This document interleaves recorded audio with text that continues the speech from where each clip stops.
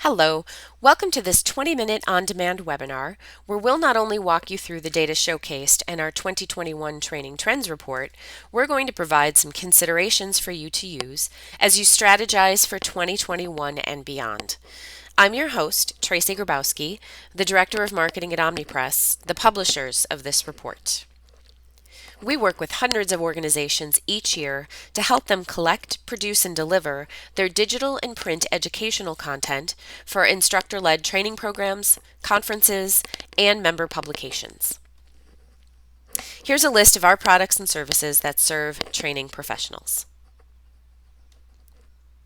Now back to the report. This is the 6th edition of the report. Data was collected through an online survey in January and February of professional development and training professionals across a variety of organization types. Now, we had collected data for 2020, and we're just compiling that year's report back in March when everything began shutting down, which of course completely changed the industry lens. As a result, we never published our 2020 report. This year, no surprise, we needed to overhaul aspects of the survey to reflect the events of 2020. What this has done is established a new set of benchmarks that we can measure against in years to come. Here is the organizational breakout of this year's participants. Let's start with a quick recap of the state of training prior to the pandemic. We know that gathering restrictions and safety concerns had a significant impact on conferences, a form of training and education that takes place primarily in person. But in the world of training, virtual learning was already well established. According to data published by eLearning Industry in 2017, 77% of organizations were already using online learning, and 98% plan to incorporate it into their training programs by 2020. Based on this data, one could assume that the pandemic would have had minimal effect on the training industry. While virtual learning was certainly a component of most training programs, in 2019, training was being primarily delivered through in-person instructor-led courses. Most training-driven organizations rely on a broad portfolio, as you see here, from e-learning to webinars, conferences, and reference guides. But instructor-led training, and more specifically, in-person instructor-led training, still made up the majority of that portfolio. What happened to our courses in 2020 in the midst of the pandemic? No surprise, gathering restrictions forced us to change our plan for in-person learning. A majority of courses continued to follow the instructor-led format but were delivered virtually. 41% of courses were transformed into self-guided e-learning content, and 32% of these previously in-person courses were canceled in 2020.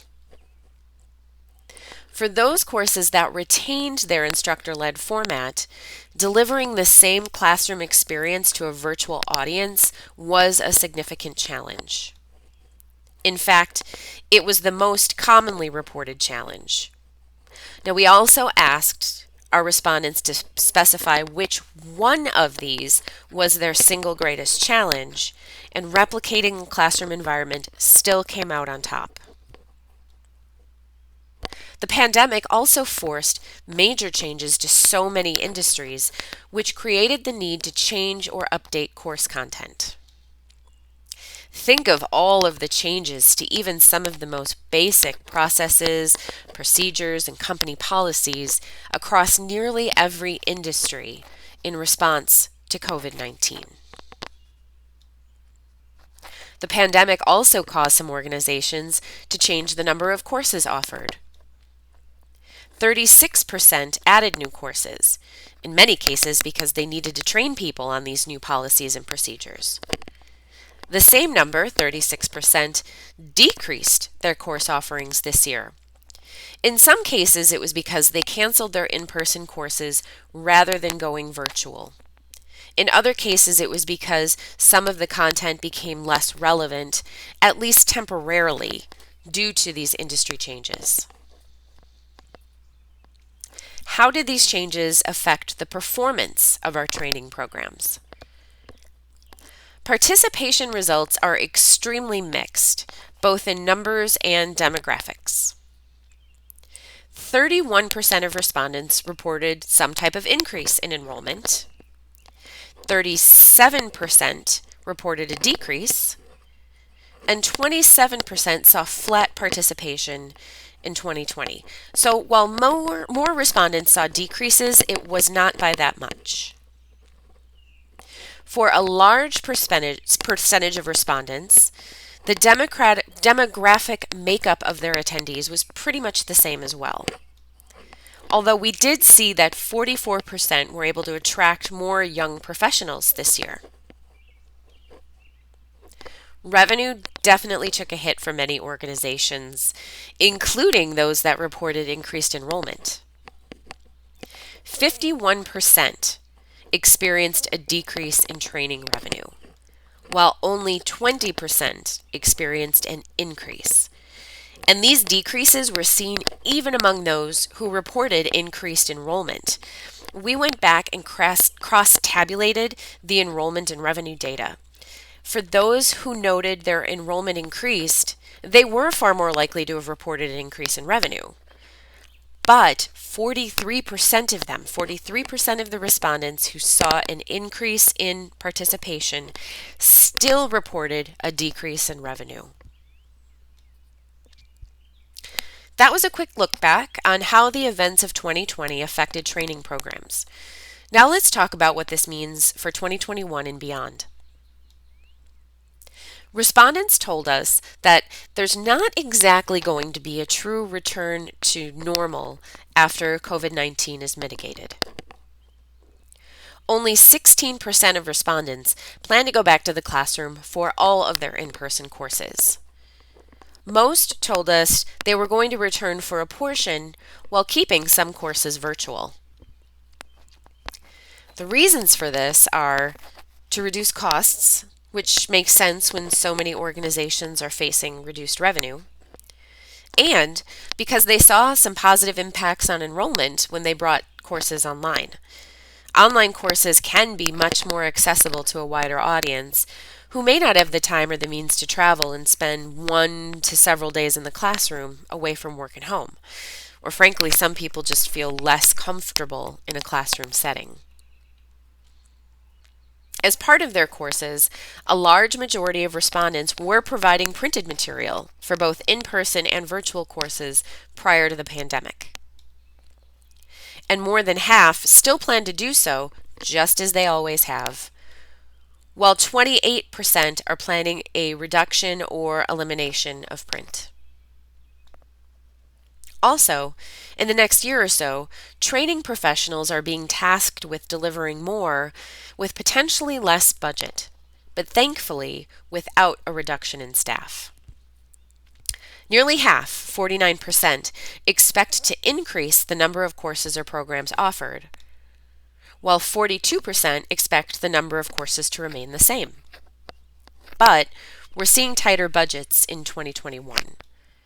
In 2019, this number, those who expect their budget to decrease slightly, was only 7%.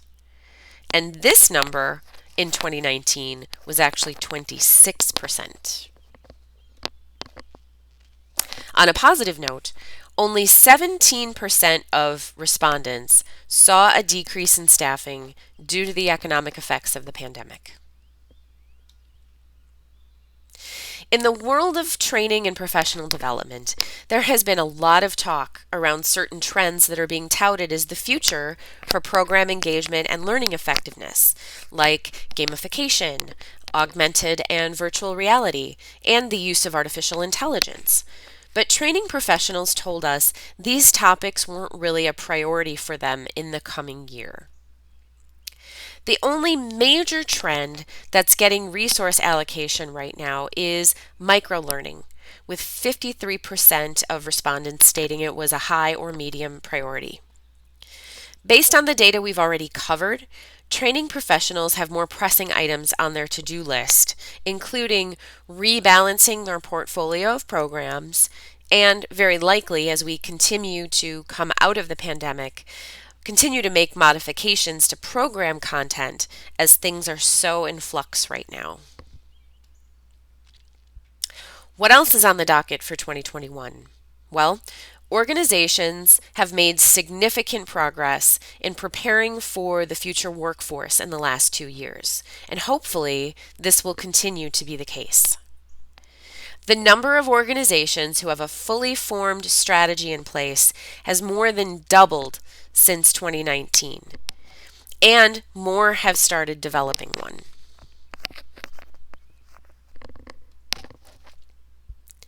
We've just walked through some of the data points featured in the 2021 Training Trends Report. Now we're going to provide some of our thoughts on what this data actually means. Based on this data, what are the future challenges and opportunities for training professionals? The first challenge that we've taken note of is that with fewer courses returning to the classroom, this means more will be delivered virtually, either as virtual instructor-led training or self-guided e-learning.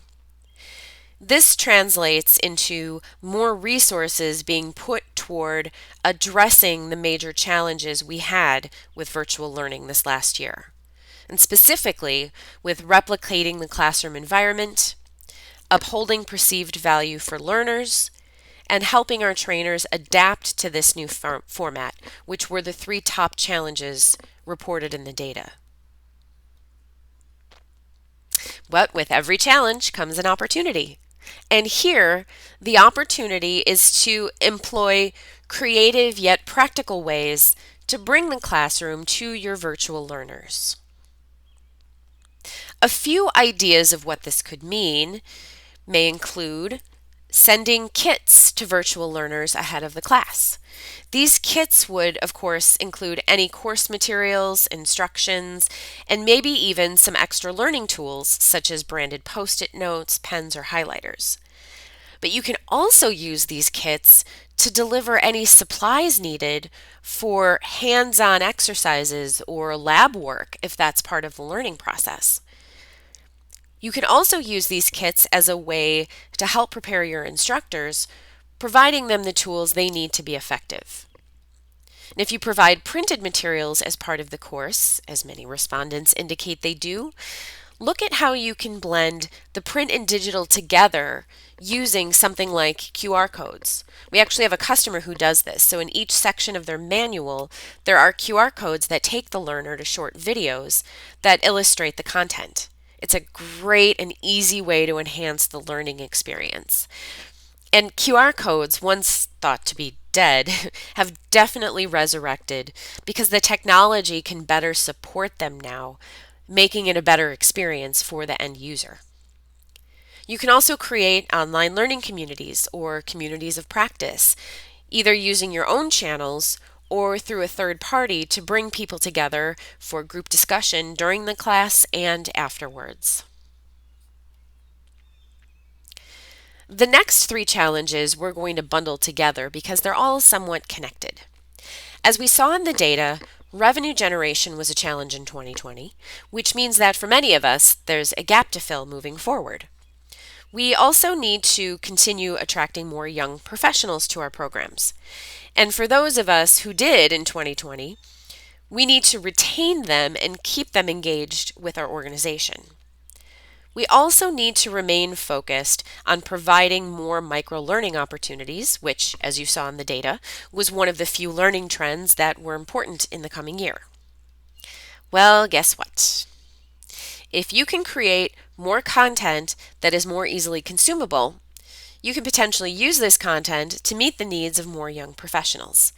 This micro content serves as a great introduction to your organization and the value you provide before asking them to make a full-on commitment to something like a multi-day course.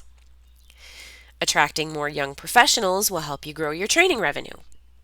And if you can monetize this content, you'll also help to generate more revenue.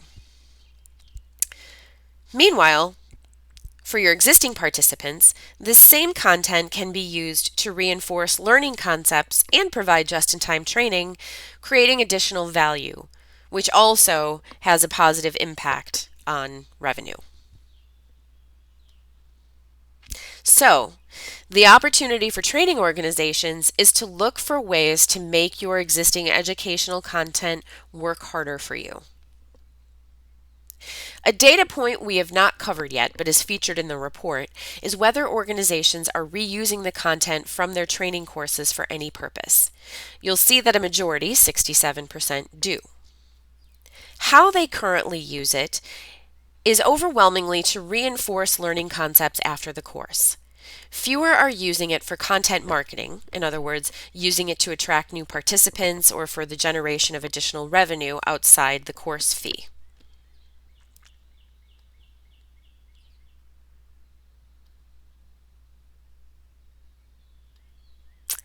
So think about breaking off topics or subtopics into smaller pieces of content, concentrating on those that address the most common challenges, issues, or questions.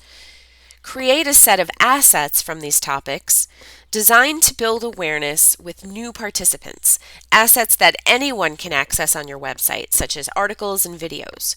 They can help to solve an immediate challenge or need and serve as a teaser to a larger course, serving as proof of value before someone signs up. These same assets can be used to reinforce learning concepts for existing learners. Also, create assets that are more exclusive and can be used for the purpose of generating leads for your programs by putting them behind a form that is filled out on your website to access them. Again, these same assets can also be protected through various access control methods to be exclusive to existing participants. And if you're going to do any of this, be sure any of this content is optimized for search engines so that other people can find it at the moment they're looking for answers and resources. We have another on-demand webinar that covers this exact topic, providing examples of why it's so important, the simple steps you can take, and which free tools you can use to help you. You'll find it on our website, omnipress.com, under Resources, and under that, under Webinars. If you would like to dig into the data yourself, you can download the 2021 Training Trends Report by going to omnipress.com, click on Resources, and then on White Papers. Or here's the URL. If you're interested in keeping the discussion going, feel free to email me directly or connect with me on LinkedIn. And for more content and learning, visit omnipress.com/resources for more blog articles, white papers, and webinars. Thanks for joining us.